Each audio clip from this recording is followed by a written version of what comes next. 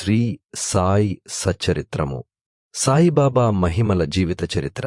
మొదటి అధ్యాయము. గురుదేవత స్తుతి. బాబా గోధుమలు పిండి విసిరిన కథ, దాని తత్వము. పూర్వ సంప్రదాయానుసారము హేమాడ్ పంతు శ్రీ సాయి సచ్చరిత్ర గ్రంథమును గురుదేవతాస్తుతితో ప్రారంభించుచున్నారు.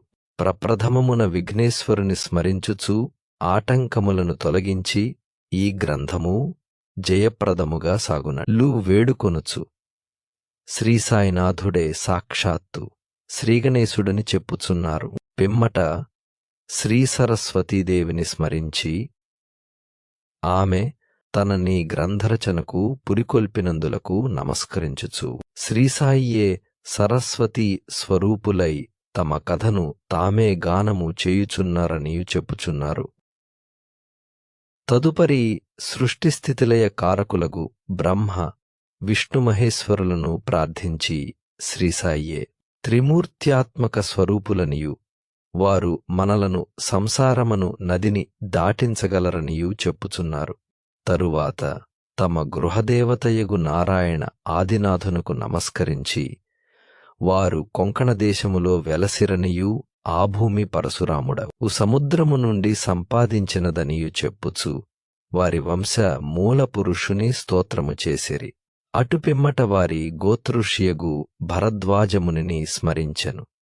అంతేగాక యాజ్ఞవల్క్యుడు, భృగుడు, పరాశరుడు, నారదుడు, సనకసనందనాదులు, సనత్కుమారుడు, సుకుడు, శౌనకుడు, విశ్వామిత్రుడు, వశిష్ఠుడు, వాల్మీకి, వామదేవుడు, జైముని, వైశంపాయనుడు, నవయోగ ఇంద్రులు మొదలగు అనేక మునులను, నివృత్తి, జ్ఞానదేవుడు, సోపాను, ముక్తాబాయి, జనార్దనుడు, ఏకనాథుడు, నామదేవుడు, తుకారాం, కాన్హా, నరహరి తదితర అర్వాచీన యోగీశ్వరులను కూడా ప్రార్థించెను. తరువాత తన పితామహుడైన సదాశివునకు, తండ్రి రఘునాథునకు, కన్నతల్లికి, చిన్నతనము నుండి పెంచి పెద్ద చేసిన మేనత్తకు, తన జ్యేష్ఠ సోదరునకు నమస్కరించెను. అటుపైన పాఠకులకు నమస్కరించి తన గ్రంథమును ఏకాగ్ర చిత్తముతో పారాయణ చేయుడని ప్రార్థించెను. చివరగా తన గురువు దత్తావతారమును అగు శ్రీసాయిబాబాకు నమస్కరించి తాను వారిపై పూర్తిగా నాధారపడియున్నానని చెప్పుచూ ఈ ప్రపంచము మిథ్యయనియు బ్రహ్మమే సత్యమనే అనుభవమును తనకు కలిగించు శక్తి వారికే కలదని చెప్పుచు నీ ప్రపంచములో నేయే జీవులందు పరమాత్ముడు నివసించుచున్నాడో వారలందరికీ నమస్కరించెను. పరాశరుడు, వ్యాసుడు, శాండిల్యుడు మొదలుగా గలవారలు చెప్పిన భక్తి మార్గములను పొగడి వర్ణించిన పిమ్మట హేమాడ్ పంతు ఈ క్రింది కథను చెప్పుటకు ప్రారంభించెను. 1910 సంవత్సరంలో తదుపరి ఒకనాటి ఉదయమున నేను షిరిడీ మసీదులోనున్న శ్రీసాయిబాబా దర్శనము కొరకు వెళ్ళితిని. అప్పుడు జరిగిన ఈ క్రింది విషయమును గమనించి మిక్కిలి ఆశ్చర్యపడితిని. బాబా ముఖప్రక్షాళనము గావించుకుని గోధుమలు విసురుటకు సంసిద్ధుడగుచుండెను. వారు నేలపై గొనెపరచి దానిపై తిరుగలియుంచిరి. చేటలో కొన్ని గోధుమలు పోసుకుని కఫనీ చేతులు పైకి మడచి పిడికెడు చొప్పున గోధుమలు వేయుచు విసరసాగిరి. అది చూచి నాలో నేను, ఈ గోధుమ పిండిని బాబా ఏమి చేయును? ఆయనెందుకు గోధుమలు విసర్చుండను? వారు భిక్షాటనముచే జీవించువారే, నేమి నిమిత్తము వారికి పిండి నిల్వ చెయ్యవలసిన అగత్యము లేదే. అచ్చటకు వచ్చిన మరికొంతమంది కూడా నిట్లే ఆశ్చర్యమగ్నులైరి. కాని మాలోనెవరికి గూడబాబాను ప్రశ్నించుటకు ధైర్యము చాలకుండెను. ఈ సంగతి వెంటనే గ్రామములో వ్యాపించెను. ఆబాలగోపాలము ఈ వింత చర్యను చూచుటకై బాబా వద్ద గుమిగూడిరి. 4 స్త్రీలు ఎటులనో సాహసించి మసీదు మెట్లెక్కి బాబాను ప్రక్కకు జరిపి వారే విసరుట ప్రారంభించిరి. వారు తిరుగలిపిణ్ణి చేతపట్టుకుని బాబా లీలలను పాడుచు విసరుట సాగించిరి. ఈ చర్యలను చూచి బాబాకు కోపమొచ్చెను. కాని వారి ప్రేమకు భక్తికి మిగుల సంతసించి చిరునవ్వు నవ్విరి.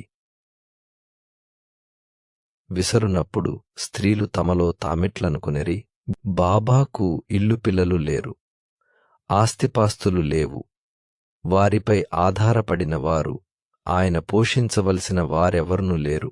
వారు భిక్షాటనముచే జీవించువారు కనుక వారికి రొట్టె చేకొనుటకు గోధుమ పిండితో నిమిత్తము లేవు. అట్టి పరిస్థితుల్లో బాబాకు గోధుమ పిండితోనేమి పని? బాబా మిగుల దయార్ద్ర హృదయుడగుటచే మనకి పిండిని పంచిపెట్టును కాబోలు. ఈ విధముగా మనమున విధముల చింతించుచు పాడుచు విసరుట ముగించి పిండిని 4 భాగములు చేసి ఒక్కొక్క భాగమును తీసుకొనుచుండిరి. అంతవరకు శాంతముగా గమనించుచున్న బాబా లేచి కోపముతో వారిని తిట్టుచు నిట్లనెను, ఓ వనితలారా, మీకు పిచ్చి పట్టినదయ్యేమి? ఎవరబ్బ సొమ్మనుకొని లూటీ చేయుచుంటరి? ఏ కారణము చేత పిండిని గుంపవుటకు యత్నించుచున్నారు? సరే, ఇట్లు చేయుడు, పిండిని తీసుకొని పోయి గ్రామపు సరిహద్దులపైని చల్లుడు. అది విని ఆ వనిత లాశ్చర్యమగ్నలైరి సిగ్గుపడిరి. గుసగుసలాడుకొనుచు ఊరు సరిహద్దుల వద్దకు పోయి బాబా యాజ్ఞానుసారము ఆ పిండిని చల్లిరి. నేనిదంతయు జూచి షిరిడీ ప్రజల బాబా చర్యను గూర్చి ప్రశ్నించితిని. ఊరిలో కలరా జాడ్యము గలదనియు దానిని శాంతింపచేయుటకది బాబా సాధనమనియూ చెప్పిరి. అప్పుడు వారు విసరినవి గోధుమలు కావనియు వారు కలరా జాడ్యమును విసరి ఊరికవతల పారద్రోలీరనియు చెప్పిరి. అప్పటి కలరా తగ్గింది. గ్రామములోని ప్రజలందరూ ఆనందించిరి. ఇదంతయు వినిన నాకు మిక్కిలి సంతసము కలిగెను. దీని గూఢార్థమును తెలిసికొన కుతూహలము కలిగెను. గోధుమ పిండికి కలరా జాడ్యమునకు సంబంధమేమి? ఈ వాటికి గల కార్యకారణ సంబంధమేమి?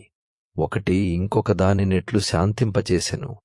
ఇదంతయు అగోచరముగా తోచెను. అందుచే నేను తప్పక ఈ విషయమును గూర్చి వ్రాసి బాబా లీలలను మనసారా పాడుకొనవలయునని నిశ్చయించుకొంటిని.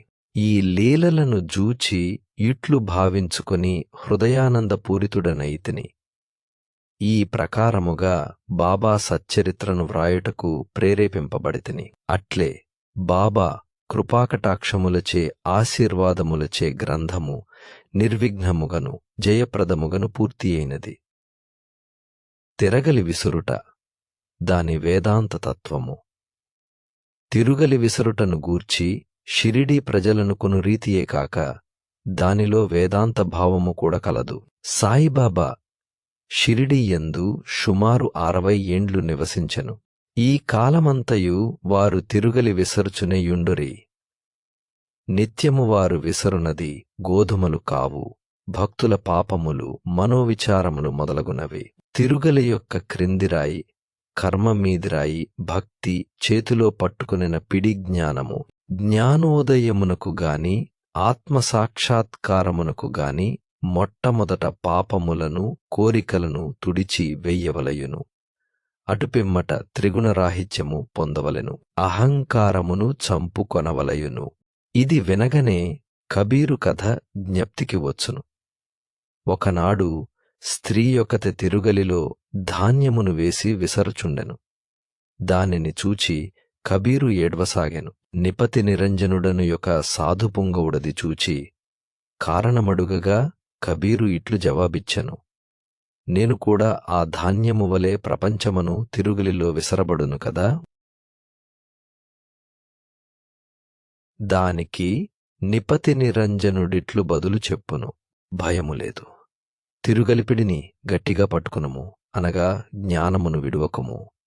నేనెట్లు గట్టిగా పట్టియున్నానో నీవు నట్లే చెయ్యుము.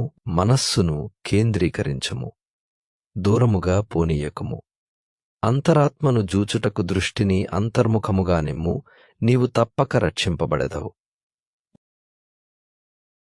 మొదటి అధ్యాయము సంపూర్ణము.